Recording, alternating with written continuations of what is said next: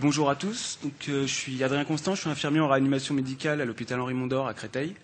Je remercie la commission de la SRLF de m'avoir invité à cette controverse, d'autant plus qu'on me donne à peu près le seul point de vue défendable sur la controverse. Donc voilà, je vais vous expliquer pourquoi je suis pour la modification des réglages du respirateur par les infirmiers. J'ai pas de conflit d'intérêt. Donc le premier point, c'est que je vous affirme que la gestion des réglages du respirateur par les infirmiers a un impact positif sur la prise en charge des patients en réanimation. Pourquoi je vous dis ça ? Si on va de l'autre côté de la planète, en Australie par exemple, il y a des études observationnelles, enfin plutôt déclaratives, des enquêtes déclaratives qui nous disent ce que font les infirmières australiennes au lit du patient. Et donc dans cette étude, ce qu'on sait, c'est que les infirmières, elles sont très impliquées dans les décisions importantes concernant la ventilation mécanique, que ce soit la gestion du sevrage ventilatoire, la décision d'extuber le patient, où là, elles collaborent énormément avec le médecin pour ce type de décision. Et en parallèle, elles sont très autonomes sur les réglages du respirateur, que ce soit la fréquence respiratoire, la FiO2, le volume courant, la pression d'aide inspiratoire, ou globalement tous les réglages, même les modes. Et ce qu'il faut savoir, c'est pas forcément dans le cadre d'un protocole, bien au contraire. Donc pourquoi je vous parle de l'Australie ? Parce qu'en fait, il y a deux études un peu contradictoires qui existent. Ces deux études, en fait, elles portent sur le même système automatisé de sevrage de la ventilation, le système SmartCare. Une de ces études, celle qui est à gauche sur la diapo, elle a été effectuée en France et en Europe, en fait, en Suisse, en France et en Espagne. Et l'autre étude à droite, donc l'étude de Louise Rose, elle a été effectuée donc, par une équipe australienne. Si on regarde les groupes contrôle de ces deux études, le groupe contrôle, c'est le groupe où il n'y avait pas le système SmartCare qui était utilisé. En France et en Europe, le groupe contrôle, il y avait un screening quotidien, en fait, la recherche quotidienne des critères de sevrage pour les patients. Si les critères étaient présents, on faisait un test de ventilation spontanée au patient. Et si le test de ventilation se passait bien, on extubait le patient. Et dans cette étude, on trouve une différence de durée de ventilation avec une durée de ventilation moins importante pour le groupe SmartCare contre la prise en charge standard. Dans l'autre étude, celle de Louise Rose en Australie, dans le groupe contrôle, on a dit aux infirmières il faut maintenir le patient dans la zone de confort. La zone de confort, qu'est-ce que c'est ? En fait, c'est une zone qui est définie avec les paramètres ventilatoires dans laquelle on estime que le patient, en fait, il est confortable au niveau de la ventilation. C'est ce qui sert de critère au système SmartCare pour régler le niveau d'aide. Et on a dit aux infirmières vous maintenez le patient dans cette zone de confort. Et on leur a dit aussi, comme le système SmartCare il fait énormément de modifications du niveau d'aide, on ne vous limite pas ni sur la fréquence des changements de niveau d'aide que vous pouvez effectuer, ni sur la valeur du niveau d'aide que vous voulez augmenter ou diminuer. Faites ce que vous voulez en fait. Et là, dans cette étude, on ne retrouve pas de différence de durée de ventilation, alors qu'il s'agit du même système qui a été utilisé dans l'étude européenne. Donc en fait, si on met ces deux études en parallèle, on voit que le fait que l'infirmière soit plus impliquée dans la gestion des réglages du respirateur, ça a un impact sur la prise en charge du patient, puisqu'on retrouve pas, on trouve la même efficience qu'un système automatisé, alors qu'on ne le retrouve pas en Europe.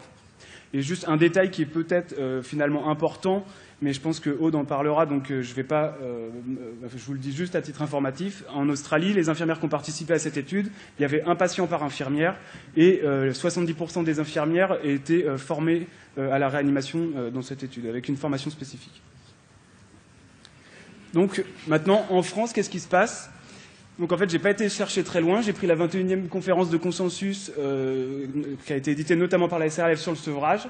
Et en fait, c'est écrit noir sur blanc dans cette conférence de consensus que en fait, la recherche de critères de sevrage quotidien est l'attitude à adopter et que le fait qu'elle soit effectuée par le personnel infirmier, ça réduit l'incidence des conséquences inhérentes à l'utilisation prolongée de la ventilation mécanique, l'auto-extubation, le recours à la trachéotomie et la ventilation prolongée ou encore la durée moyenne de séjour en réanimation. Donc là encore, en fait, vous voyez une preuve que l'intervention plus importante des infirmiers sur la ventilation, ça a un impact positif puisque ça joue sur toutes les morbidités que je viens de vous montrer. Le deuxième point que je voulais aborder sur cette diapo, c'est qu'en fait, la controverse, finalement, elle est un petit peu obsolète aujourd'hui, parce que on nous demande on nous demande de nous positionner sur pour ou contre les réglages du respirateur par les infirmiers, mais en fait, si on regarde l'algorithme décisionnel sur le sevrage de la ventilation qui est proposé dans la conférence de consensus, qu'est-ce qu'on voit? On voit que l'infirmier, s'il y a une procédure dans son service, il doit chercher les critères de sevrage, les prérequis à l'épreuve de ventilation spontanée, et si c'est le cas, même si le médecin n'est pas présent dans la pièce, il peut effectuer une pièce en T ou une ZIP. Et donc je vous rappelle, la pièce en T, c'est soit on branche le patient sur une source d'oxygène via un nez artificiel directement sur la sonde, et la ZIP, on va mettre la PEP à 0 et diminuer le niveau d'aide au minimum. Et là, clairement, c'est une modification du réglage du respirateur par les infirmiers. Donc ça existe déjà en France. Je vais prendre un autre exemple d'une étude qui est sortie en décembre sur la VNI au cours de l'exacerbation de BPCO. Et donc c'est une étude qui a été effectuée à Henri Mondor, un service que je connais bien donc. Et dans la conclusion de cette étude, qu'est-ce qu'on peut lire? Que les protocoles de gestion de la VNI par les infirmiers peuvent diminuer le taux d'intubation. Donc pourquoi il dit ça? Donc en fait, je vais revenir un petit peu sur la procédure VNI dont il est question, puisque je la connais très bien, puisqu'en fait, c'est celle de mon service, pour vous montrer que là aussi, les infirmiers sont autonomes. En fait, qu'est-ce qui se passe dans notre service?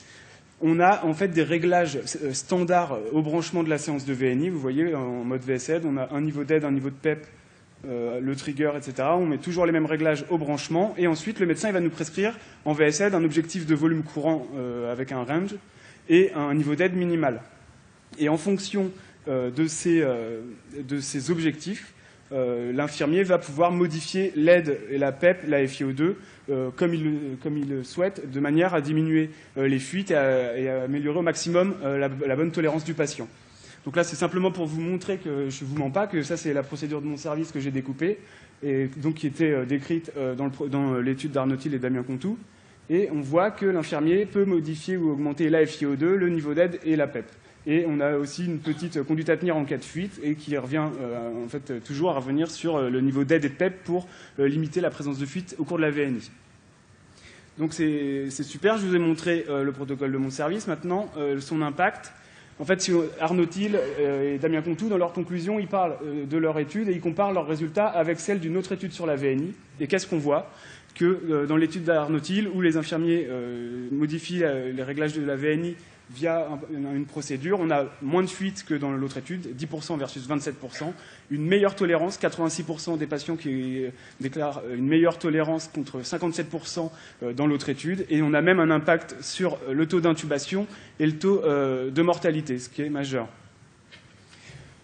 Donc encore ici, on voit qu'on a permis à des infirmiers de modifier les réglages du respirateur, certes via une procédure et de manière assez contrôlée, mais en tout cas avec quand même une grande liberté. Enfin, au quotidien, on a quand même une grande liberté sur la gestion des réglages, et on voit que ça a un impact direct, positif sur la bonne tolérance de la VNI et même sur le devenir du patient.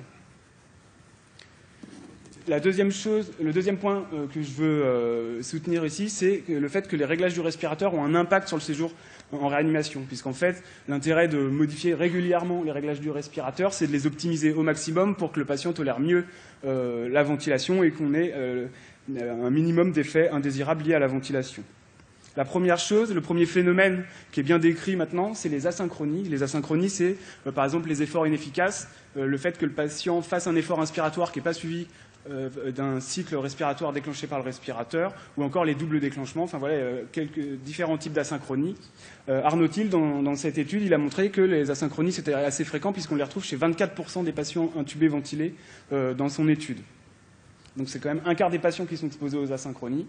Les asynchronies, elles posent problème parce qu'elles vont gêner le patient, ça va jouer sur son confort forcément, puisqu'il va vouloir respirer quand le respirateur délivre pas de cycle, ou alors le respirateur va envoyer 2 cycles alors que le patient a fait un simple effort, et du coup, ça va le gêner au niveau du confort, et ça va même perturber son sommeil, ça a été prouvé. Et l'autre chose, c'est que ça va jouer également sur la durée de ventilation et de séjour en réanimation. Il y a des études qui montrent ça, que les asynchronies sont liées à ça. Et enfin, ça va perturber le sevrage ventilatoire. Donc c'est un phénomène qui est assez bien connu maintenant et qui a un impact direct sur le devenir du patient. Pourquoi je vous parle des asynchronies? Parce qu'en fait, on sait qu'il y a un lien direct entre les réglages du respirateur et l'incidence des asynchronies. Donc, simplement, dans le même papier d'Arnaud-Thiel, il y a juste une petite diapo pour illustrer. Vous voyez ici, vous avez le niveau de pression d'aide, et ici, à gauche, les efforts inefficaces inférieurs à 10% et les efforts inefficaces supérieurs à 10% de la ventilation. Et ce qu'on voit, c'est qu'en gros, plus le niveau d'aide est important, plus on a une incidence importante des efforts inefficaces. Et d'autre part, au lieu de vous montrer des box plots et d'essayer de les expliquer mal, je vais simplement reprendre un article qui a été écrit par Arnaud-Thiel et Laurent Brochard, qui sont quand même reconnus dans le domaine, et qui disent, noir sur blanc, l'optimisation des paramètres ventilatoires permet de réduire fortement les efforts inefficaces observés en aide inspiratoire.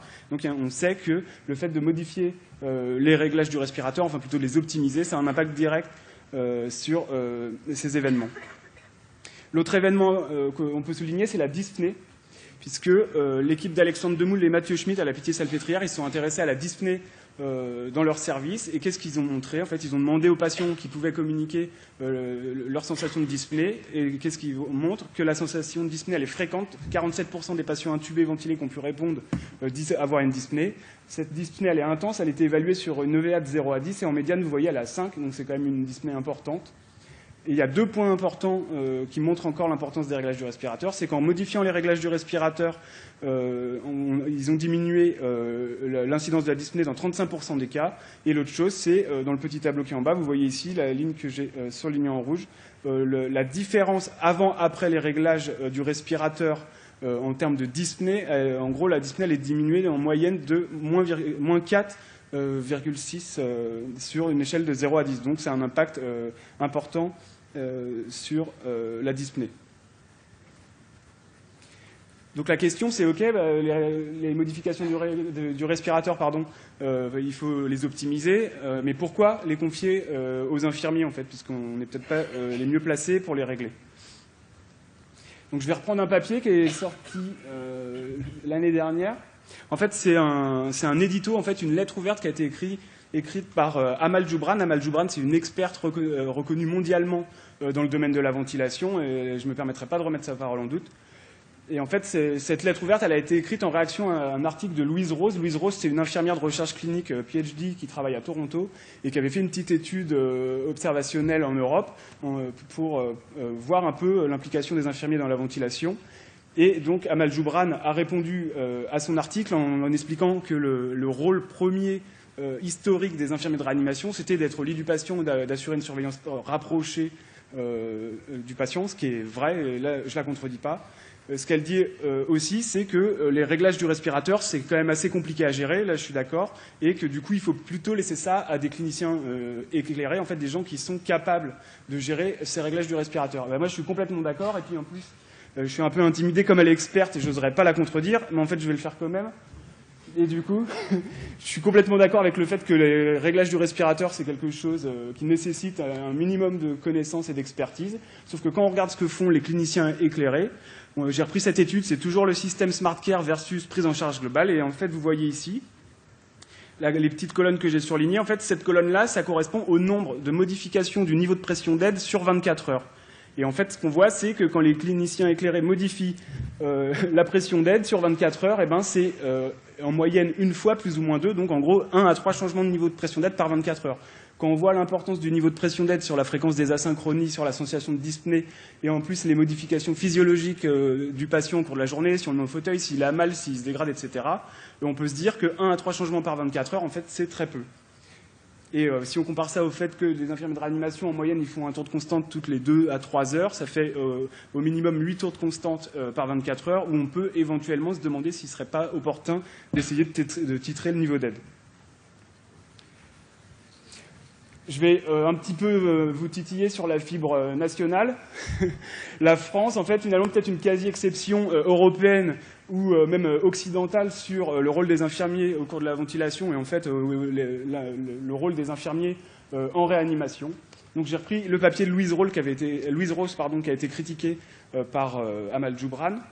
Et qu'est-ce qu'on voit dans ce papier? C'est qu'il y a 8 pays européens, donc il n'y a pas la France. Et si on regarde, on a tous les réglages du respirateur et le pourcentage d'infirmières qui déclarent modifier ces réglages. Et en fait, on voit qu'il y a 70% des infirmières qui déclarent modifier la FiO2, 55% qui touchent la pression d'aide, la fréquence respiratoire, c'est 50% des infirmiers, la titration du volume courant, c'est 44%, la pression inspiratoire, quand on est en pression contrôlée, c'est 40%, le changement de mode, 40%, et la PEP un peu moins, mais globalement entre 25 et 30%. Et donc, en fait, moi, en tant qu'infirmier, je me dis, ça c'est génial, ils touchent tous les réglages, c'est super, et nous, en France, qu'est-ce qui se passe? En fait, ça tombe très bien, on vient de finir une étude, et je vais en profiter pour présenter juste une petite diapo qu'on a présentée ce matin. Donc j'ai présenté une étude ce matin, on a mené une étude en France, en Belgique et en Suisse, on a demandé aux infirmiers quels étaient les réglages du respirateur qui modifiaient sans prescription médicale.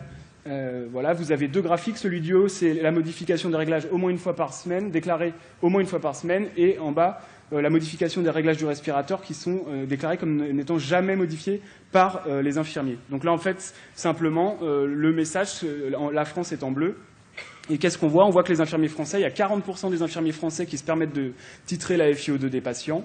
Et on voit qu'il y a un gap énorme entre la France et le groupe belge-suisse, puisque vous voyez que les Suisses et les Belges, eux, ils touchent la FiO2 à 90%. L'autre différence qu'on voit, c'est que les Belges et les Suisses, ils modifient la fréquence respiratoire, le volume courant, la PEP, 40% des Belges. Les Suisses le font pas parce qu'en fait, c'est un peu culturel. En Suisse, la modification de la PEP, ça reste quand même une prescription médicale. C'est pour ça qu'on a cette différence ici. Mais vous voyez que les Français, eux, c'est 0, la PEP. Et ce qu'on voit dans le graphique des infirmiers qui déclarent ne jamais modifier les réglages du respirateur, c'est que la PEP, le volume courant, la fréquence respiratoire et le I sur E ne sont quasi jamais déclarés modifiés par les infirmiers. Donc voilà, en fait, ça confirme un peu le sentiment qu'on pouvait avoir. On a une exception un peu française du fait qu'on ne modifie pas les réglages du respirateur, mais vous voyez que les Belges et les Suisses, qui sont nos voisins proches, le font. Et donc je vais juste terminer. Finalement, les principaux intéressés, les infirmiers, est-ce qu'ils souhaitent modifier les réglages du respirateur? Eh bien, toujours dans l'étude qu'on vient de mener, voilà. Souhaitez-vous développer vos compétences concernant la ventilation artificielle? À 94,4%, les infirmiers ont dit oui. Souhaiteriez-vous être plus impliqué dans la gestion de la ventilation artificielle? Et là, c'est 82% des infirmiers qui déclarent, qui répondent oui. Donc voilà, je pense que j'ai fait mes preuves. J'ai plus rien à dire. Merci.